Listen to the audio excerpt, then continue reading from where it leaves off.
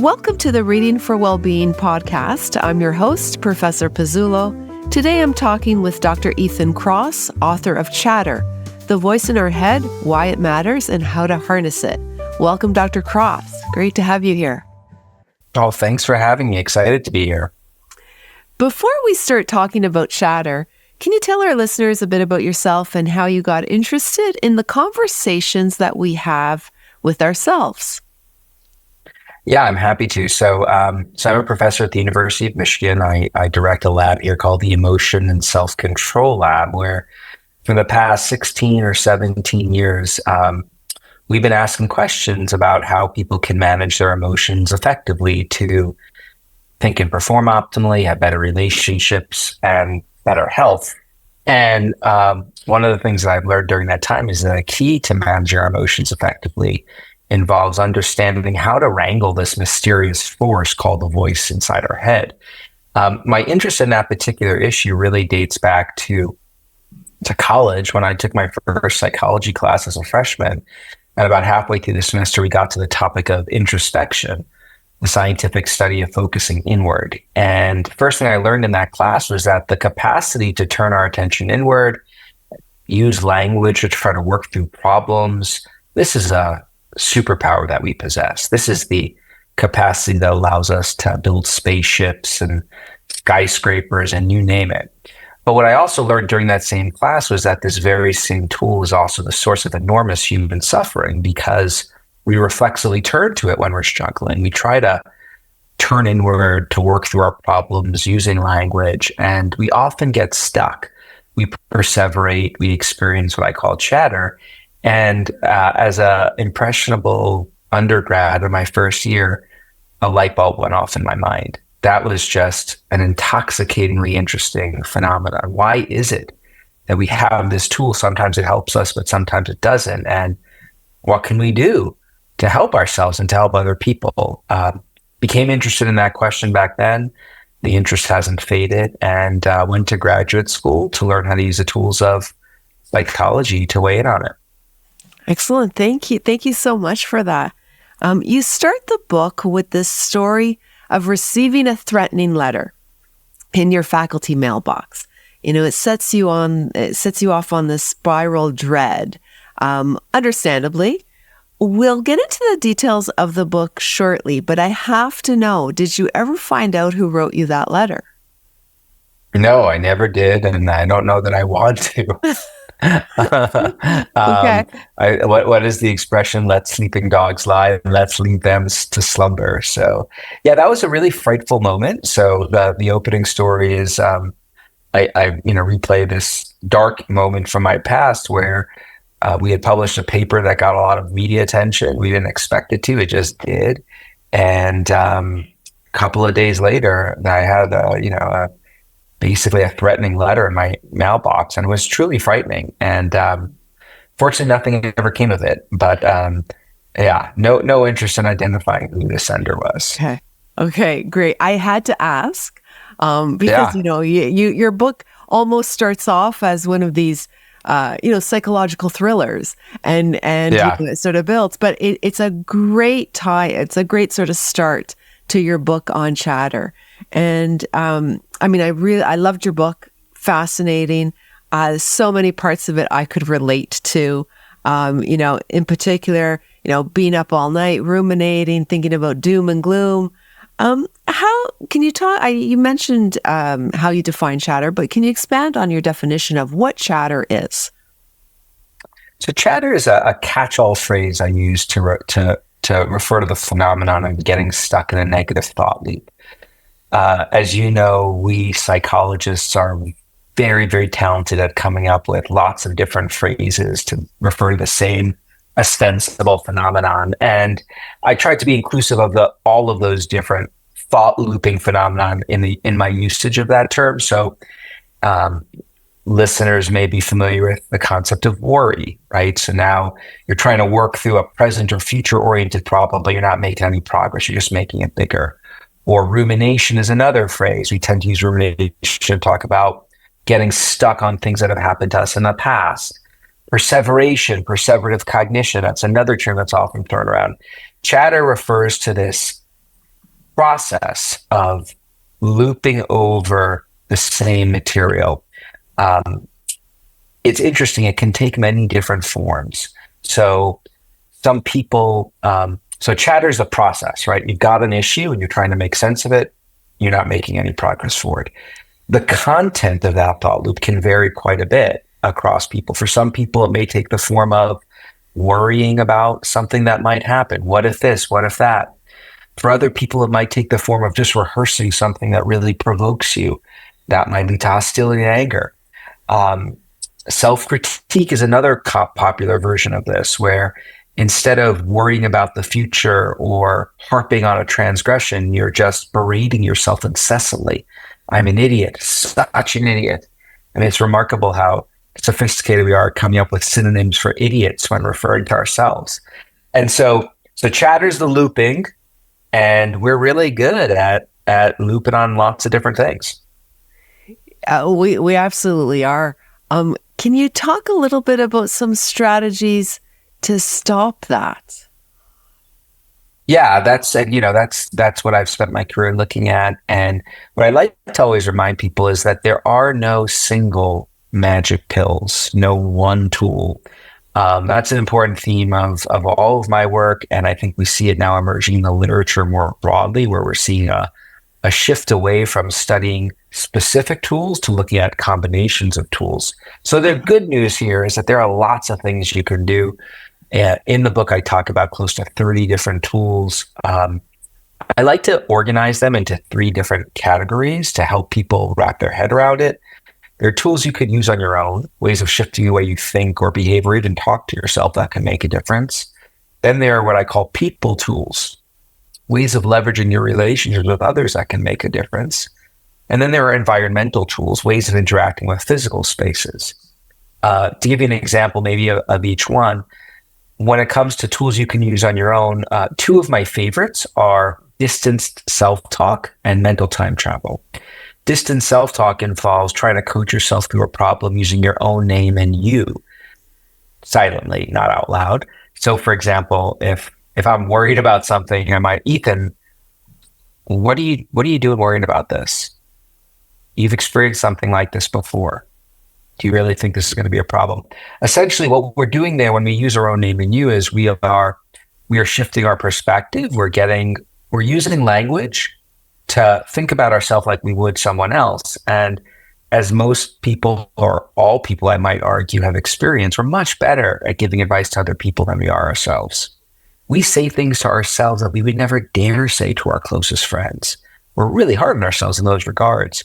When you use your own name and you to shift your perspective, it's putting you in the mindset of now relating to someone else. It makes it much easier for us to work through our problems effectively. Another really easy tool you can use on your own is mental time travel. Here you might think about how you're going to feel about something that you're experiencing chatter about sometime in the future, a week from now, a month from now, a year from now. When we experience chatter, we tend to zoom in on the worst parts of the experience. We think to ourselves, oh my God, how am I ever going to deal with this thing? What we lose sight of when that happens is all of our experiences come, they peak, and then as time goes on, they eventually subside. If you jump into the mental time travel machine and think, how are you going to feel about this next week or next year? It's automatically making accessible this understanding that we all have, this experience, that what we're going through, as awful as it is, it's temporary, it'll eventually pass. And that turns the volume on our chatter down. So those are two very easy things, science supported, that anyone can start trying to do right now to help them manage their chatter. Yeah, great examples. Your book is full of them. As you mentioned, there's almost 30. I think I counted 26 of them. So lots of great examples and strategies for people to try. I was really struck by a point you made in the book where you talk about, talking about how you feel doesn't necessarily work for everyone. And in fact, it can be detrimental to some people. Can you talk a little bit about, for who does talking help and for who it doesn't work for? And what's the role of personality in that? Great questions. And there are really two issues here. There are some individual differences, and we don't know what they are just yet, that explain that basically predict talking to not help some people versus other people benefit from talking. How is it possible that someone could benefit without talking about their experience? Well, the interpretation is there are lots of other tools that people have at their disposal, and some people may rely on some of the other tools in their toolbox rather than having to leverage their relationships with other people. So point one is there is variability here in who talking is effective for, and we don't know the exact individual different sources of that variability yet. That is an active source of investigation. But then number two is, for anyone who talks about their problems, talking is not a universal good. A lot of people think it is. And in fact, what we have learned is that there are ways of talking to other people that are remarkably helpful, but there are also ways of talking to other people that can be unhelpful. And a simple cartoon version of how this plays out according to science is this. A lot of people think that the best way to get support from other people is to find someone to vent their emotions to. There's good reason people think that. Number one, our culture tells us, don't keep it bottled in, get it out. Number two, it does feel good at some level to just get it out to someone else. Doing that strengthens the friendship and relational bonds that glue people together. It's good to know there are other people who are willing to take the time to listen to us, to empathize with us. The problem is, if all you do is vent about a problem, you end up leaving that conversation feeling good about your relationship with the person you just spoke to, but you haven't done anything to deal with the problem, so the problem persists. So the relationship's going well, but the source of the chatter hasn't been dealt with. So the best kinds of conversations are ones where you actually do two things. First, you do share what you've gone through. It's good to have those relational and empathic exchanges.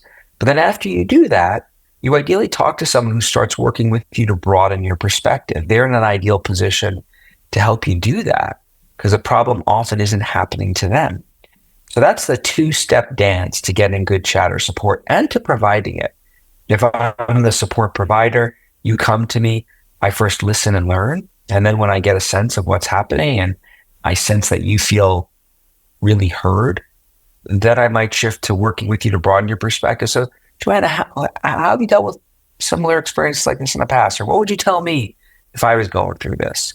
And you feel it out. Now, there's an art to doing this well. I always like to tell people, depending on the person and how intense the experience is, some people need to spend more time just expressing before they're receptive to having their perspective be broad. So that's something you want to feel out. But what I love about this science is it gives us a guide, a blueprint for how to have these conversations for ourselves and others. I can't tell you how many times people have come to me and said, like, I know I should talk to someone, but I don't know what to say, what to talk about.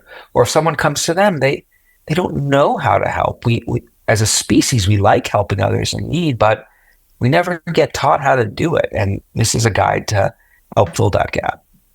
Yeah, thank you so much. That's such great points. I think it's really critical for people to, understand that there's differences in how we express or whether we should express, and also who do we express to. I want to talk a little bit about this other idea that you had in the book, or really, I'm not sure if we want to call it a concept, but it's, to go inside. Your dad would tell you to go inside, not necessarily to physically go inside, like inside a place, inside your house, but to go inside. Can you talk a little bit about what that means and how that can impact well-being? Yeah, well, that traces the kind of origin stories of my interests even further back. My dad was a very interesting character. He never graduated college and, didn't have a real career, held down a series of different jobs, but was enamored with Eastern philosophy and would read a ton of Buddhist and Hindu texts and talk to me about it starting at the time I was a young kid, which was not fun at the time, but in retrospect, it had some redemptive value. In any case, one of the first things he taught me was go inside. This was like a shorthand for when you're experiencing a problem, turn your attention inward and try to get to the root cause. He would literally say, tap into that voice inside you. And essentially what he was teaching me to do with this directive was to harness the power of introspection to get to the root cause of a problem, find a solution, and then implement it. What he didn't talk to me about, though, was that just how tricky that could be. So I think his intuitions were spot on that this could be a very valuable tool to become self-aware, to not chronically avoid our problems and instead face them head on and try to solve them. But what I've since learned and what science has shown us repeatedly is that this is just such a difficult process to harness. This is an age-old problem that we have grappled with, how to manage our mind and our emotions, because our emotions can often make it hard to engage in that objective, rational analysis that he was describing when he used that phrase of going inside. So going inside is a remarkable tool we possess as a species, but it's a precarious one. And that's where I think science can really help us by providing us with some guide rails for how to navigate that process.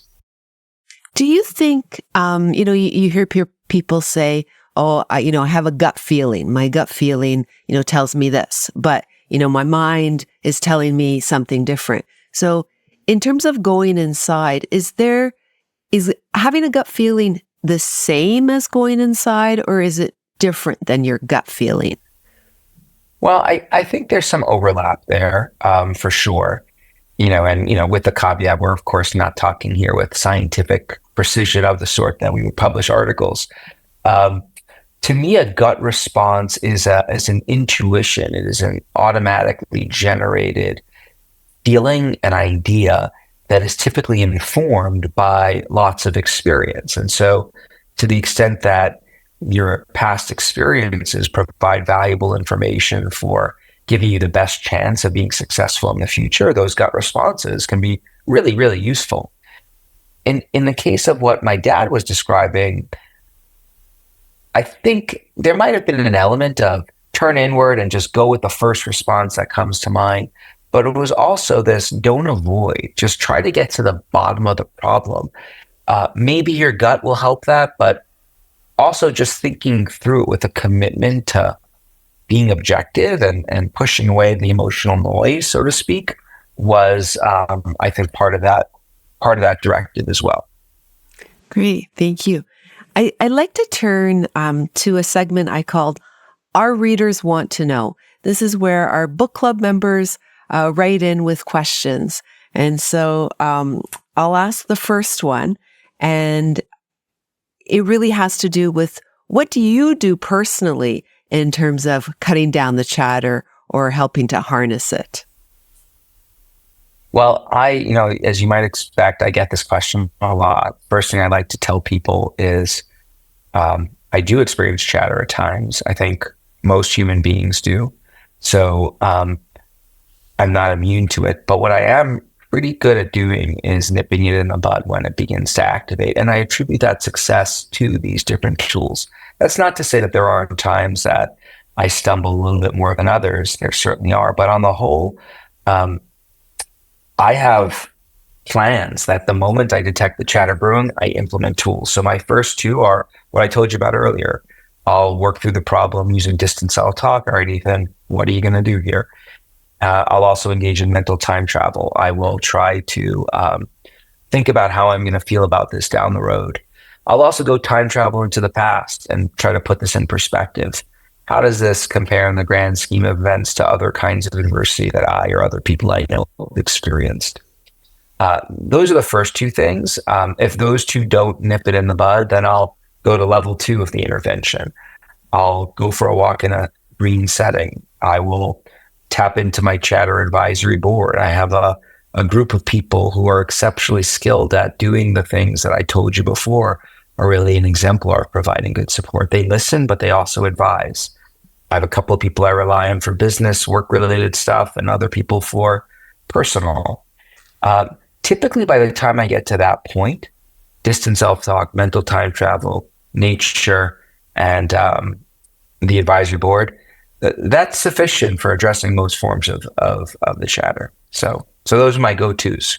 Great. Thank you. Relatedly, sometimes the chatter can happen at night. And so, and it's kind of hard to reach out to someone or to, are there certain techniques that maybe are better suited for, for stopping the chatter when you're trying to fall asleep? So this is this is an extrapolation from my own experience. Uh, these 26 tools you counted, unfortunately there's science behind all of them. That was a very important requirement, obviously, as a scientist writing this book. But each of those tools has not been studied in every possible scenario and compared to one another. So I say that just to say that I'm drawing here from anecdotal evidence, i.e., me. I've got a great tool for 2 a.m. chatter, and which is the chatter that wakes you up in the middle of the night and feels really terrible. That's a particularly common experience people have, and it's a tricky one because we don't have full neural capacity at 2 a.m. I like to joke half-heartedly that our prefrontal cortex, the seat of our ability to reason objectively, is under janitorial repair. It's being cleaned at that time. So we can't really muster it very effectively. So what I do in that case is I do the mental time travel into the future. I know because of a lifetime of experiences with 2 a.m. chatter that it's never as bad the next morning when my brain is fully awake, right? And I have access to my ability to think objectively. And so 2 a.m. hits and I feel like I've lost my job, I've gotten divorced, my kids are sick, I'm about to die, everything is going to hell. Ethan, how are you going to feel about this tomorrow morning or next week? It's always better in the morning than it is at 2 a.m. And just having that realization, I can't tell you how powerful personally that is, because what it does for me is it makes me realize that what as bad as it seems in that moment, it's gonna get better tomorrow morning. And that gives hope to someone who's struggling, and that turns the volume on the chatter down. So that's my advice for the 2 a.m. chatter.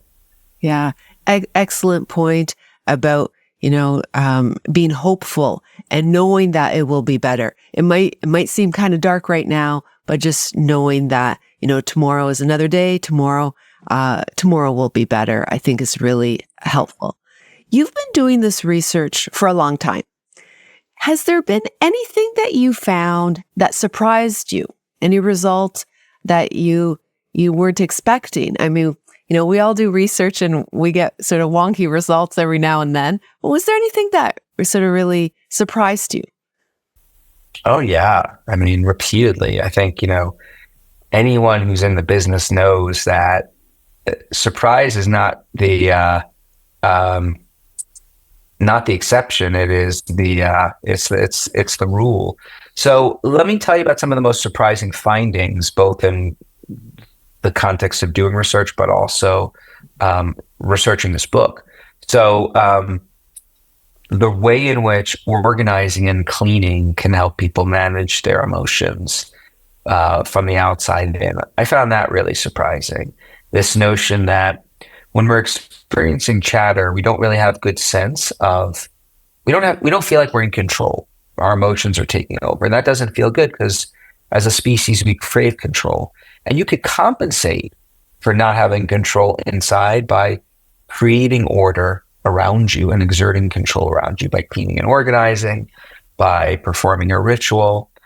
That I found to be so amazingly interesting. I had my whole life, I'm not particularly organized, but when I experienced chatter, I would always clean. And then I knew why. The power of green spaces to help restore attention and improve our mood. That was a really surprising finding, how robust that was and how powerful. What else have I found really surprising? The placebo literature, the notion that changing the way you think about something can bring about physiological changes like reductions in Parkinson's disease symptoms. Mind-boggling. Or we did this one study where we induced social and physical pain separately. In one case, we brought people in who had been rejected in a romantic relationship, and on some trials, we had them think about how they felt when they were rejected. And on other trials, we actually we gave them a little jolt of physical pain we had a little device that would heat up to a hot temperature on people's forearms. Sounds terrible. It was not. It was like holding a hot cup of coffee without the protective sleeve. It hurt, but it wasn't permanently disfiguring in any way. But what we found was in one study, we gave people this nasal spray that was filled with saline solution. But in one condition, we said, this is Vicodin in spray form. It instantly passes the blood-brain barrier and will provide you with relief. And sure enough, people's physical pain and social pain symptoms went way down. So the power of the mind to impact our concrete experiences is just remarkable. Yeah, definitely. It's amazing how, when we convince ourselves of something, how much that actually turns out to be. Do you have a favorite study that you've conducted over the years? Ooh, that's like asking me to choose between my children. Favorite study, the nasal spray one was a lot of fun. That was I was living in New York at the time. This was an ancient era where we advertised for the study by posting flyers in subway stations and parks, looking for people who were, heartbroken, willing to have their brain scanned to learn more about it. That was a really, really fun study to do. I'm always a fan of really trying to simulate real world conditions as best as possible in the lab, which, as you know, is not an easy thing to do.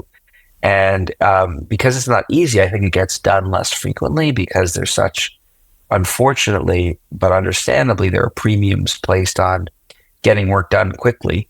And sometimes really simulating life takes time. And I think that experiment, did a good job of really simulating what social rejection feels like.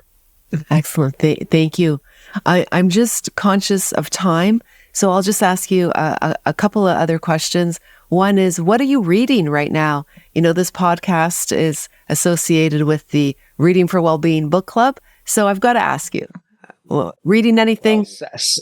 Yes. I can't wait to stop reading it, though, because it's my new book. It's coming out. And this wasn't planned, everyone. Right? No one asked, but I've been reading this book seemingly every week for the past 15 weeks, and I can tell me a page number and a line, I'll tell you the word. So I'm just editing it. But it turns out that has made it such that I have not read anything else for fun in quite a while. Sadly, I'm looking forward to getting back to that once this is off my plate. But I do love reading. So the new book is called Shift, and when can we expect it to come out? Shift will be out February 4th, and in many ways, it's an outgrowth of Chatter. So it's Shift, managing your emotions so they don't manage you. And the impetus for writing it was really talking about Chatter to folks for several years, and I would get questions from people after my presentations to the effect of, hey, this is really cool, but what about A, B, C, and D? What about if I want to manage my anger or my sadness or anxiety, and what do I do there? And it felt like I had just given a talk to people that explained how to help them combat inflammation, but now they have questions about heart disease, diabetes, and skin cancer.